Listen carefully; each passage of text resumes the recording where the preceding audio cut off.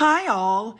Everything in my video is pulled from the public domain, and I am using them under the Fair Use, Fair Dealings guidelines. Everything I say is my own opinion. You should look into this information for yourselves, but I'm pretty sure I'm right.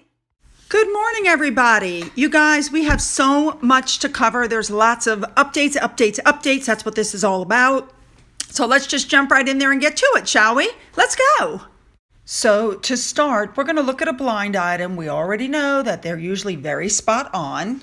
And I did a video last week called Fake Friends. Go back and watch it if you didn't. And this is exactly what I talked about in my video, that Megan hit on Serena's husband. The pictures that I placed clearly show that she was flirting hard. It's shocking.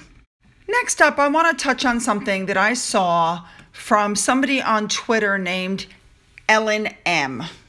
It would appear that somebody took some of the posts from a Sussex squad or from several Sussex squad members and sent them to a psychiatrist and asked him to look it over and give his professional opinion. And this is what he came up with. Now, what he wrote was very telling. He said that some of the hate Megan gets from accounts is rooted in racism and traumatic childhoods of some of these people and several other things. But the first thing that he wrote, if these people want to heal, is they should stop reading tabloids completely and get off of Twitter, which he's pretty sure they won't do. He wrote that he doesn't know how Meghan and Harry handle trolls, but these hate accounts, the internet is secure and open, and therefore their IP addresses, their location can easily be accessed, and he hopes they're being reported. He also added that this was just a simple analysis of the behavior of these hate counts. If he got more free time, he could write a more technical report, but basically they're nuts. Stay away, report them. I agree. All right, our next topic is that apparently the Oprah interview with Harry and Meghan was nominated for an Emmy. Or was it? Now, if you notice, the deadline to nominate somebody or put them in is February 17th of 2021, and the Oprah interview took place on March 7th, 2021. And I'm not the only person who caught that. Watch this. Harry and Meghan have been... and Oprah have won on the short list about the conversation. I don't like to say interview because it was just a conversation. Yes. Now, I found out, first of all, they've got it for non-fiction. Well, it should be for fiction because there were so many errors in there. Even the Archbishop of Canterbury had to correct the fact that they said they got married 3 days before.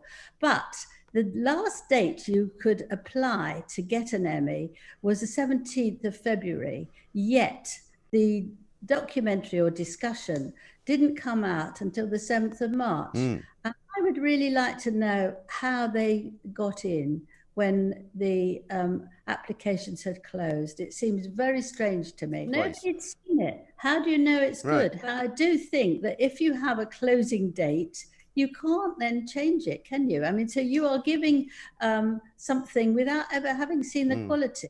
Yeah. Now, with all that being said, I was poking around on Twitter and somebody else had put up those dates along with, this discussion.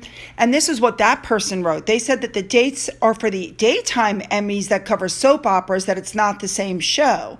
And then they posted a link. So I went and pulled that up, and here's what it says. It says that the deadline to apply for membership so that you can vote is March 31st.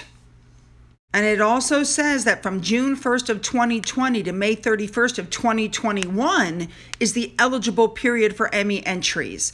Now, even if that's true, this is still nonfiction. We've already shown that. So I'm still not sure how they ended up being nominated for what they were. Okay, going onward. There is a $400 fee to submit the work for an Emmy as well. This is a Creative Arts Emmy Award, which is awarded in the category of Outstanding Hosted Nonfiction Series. Honestly, it should have been fiction because we all know most of what was said was bull. But anyway, it also could go under Creative Art Emmy Award.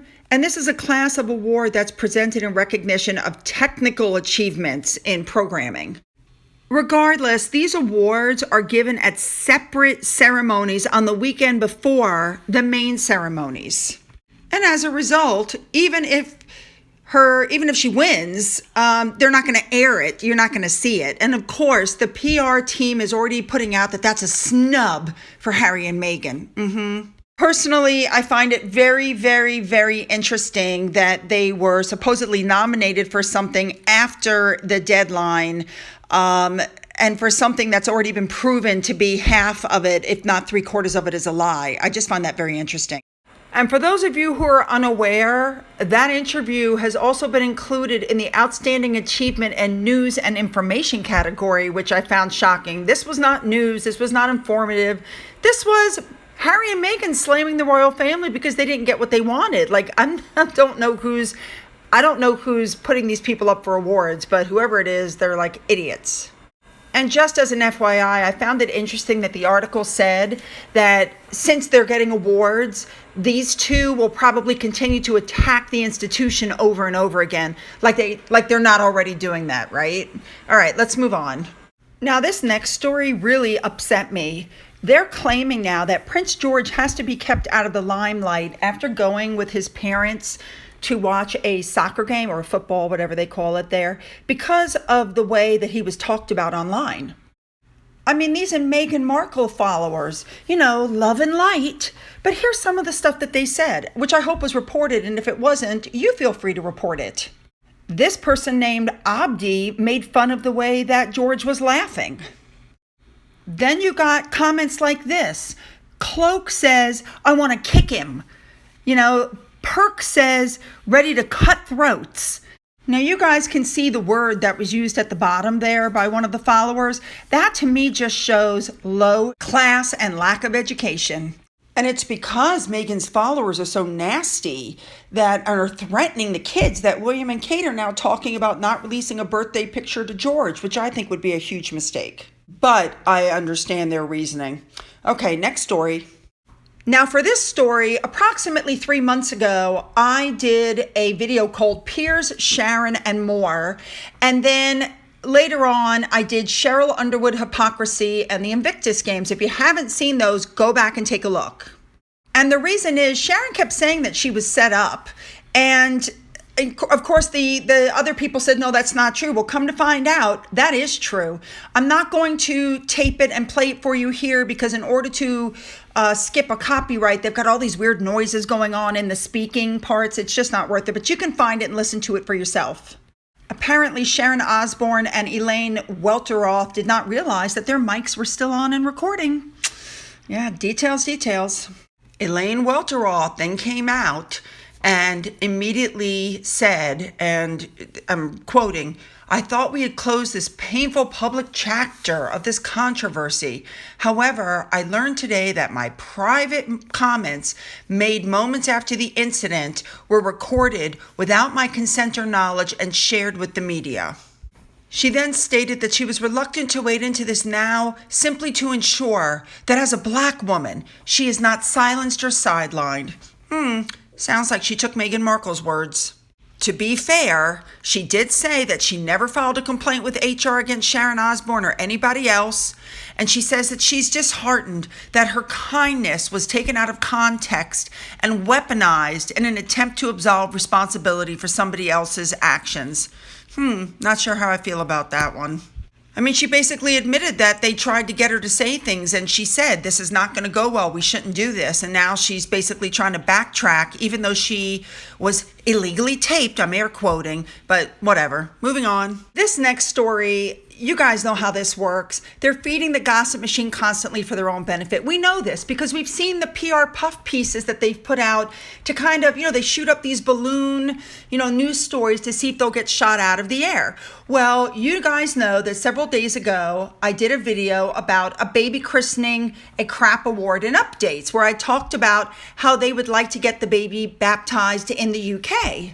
Well, now the stories are coming out that Meghan and Harry may preclude the Queen from attending the christening. So they're trying to flip it around. So if we can't go to the UK, you're not allowed to come here.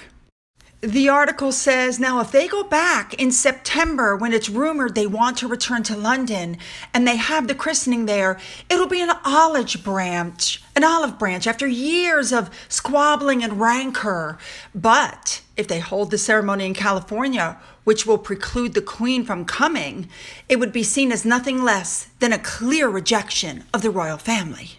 And of course, option number 3 was thrown out now, saying they could just skip having a baptism all the way around. But again, that would be seen as, quote, deeply disrespectful. After all, the Queen is the head of the Church of England. So as I, digress back, yes, their PR team of 12 people are constantly doing things to keep them in the limelight, because while Meghan and Harry are supposedly taking care of their new baby, they've got to come up with stories that put them on the front pages or in the papers, and that's why you're constantly seeing these articles. As an update to my video yesterday about the Netflix special that she's plagiarizing, first of all, you should know that this deal has been in the works since before Megxit. That's right.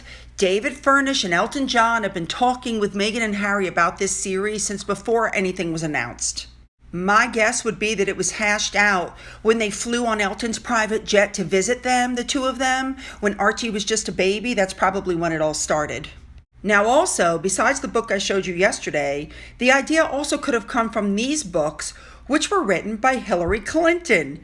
There's 13 books called We Persist, I believe it's what it's called, or She Persisted, and they're fabulous books that take different people in history and talk about how wonderful they are and the contributions they've made. Again, Meghan could have taken her ideas from these books as well.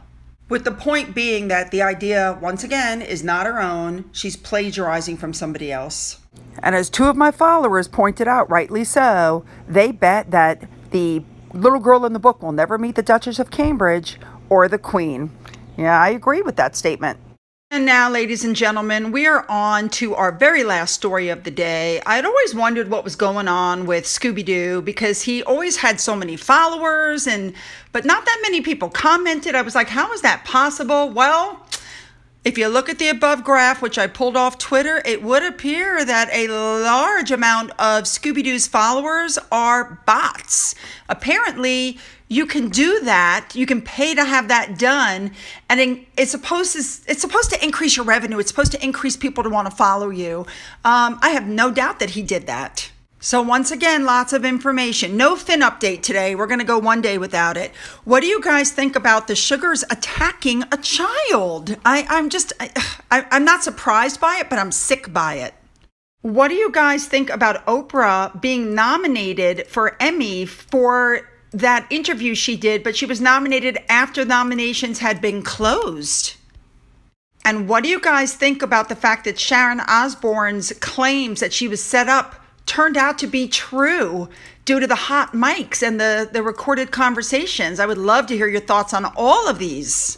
Don't forget to follow me on Twitter. Don't forget you can email me. Don't forget to hit that subscribe button and that bell to be notified of future uploads. Don't forget about my coffee fund. And as always, you guys, have a great day.